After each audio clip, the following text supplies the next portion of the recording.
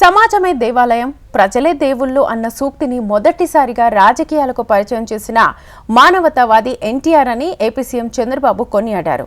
ఎన్టీఆర్ వర్ధంతి సందర్భంగా నివాళులర్పిస్తూ ట్వీట్ చేశారు. నిరుపేదల జీవితాల్లో సంక్షేమ వెలుగులు నింపిన మహనీయుడు ఎన్టీఆర్ అన్నారు.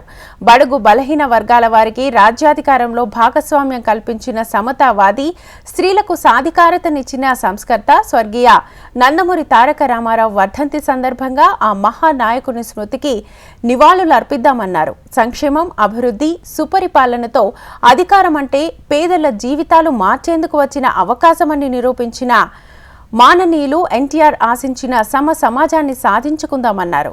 ఎన్టీఆర్ ఆశయ సాధనలో అనుక్షణం పనిచేస్తామని, తెలుగు జాతిని నెంబర్ 1 చేసేందుకు కంకణబద్దులై ఉన్నామని తెలుపుతూ యుగ పురుషుని వర్ధంతి సందర్భంగా నివాళులు అర్పిస్తున్నానంటూ ట్వీట్లో పేర్కొన్నారు.